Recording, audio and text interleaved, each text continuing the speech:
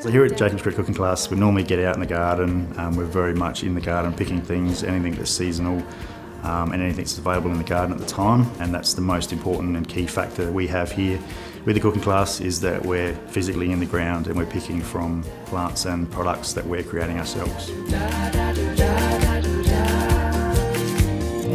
It's raindrops, it's the way you laugh. These little miracles are yours to have. The simplistic nature of what we do is really the key. The freshness, the flavours, it's making sure that we're not overcomplicating things for people that are here. Everything's really clear, everything's very fresh. It's about bringing out the flavour in the produce.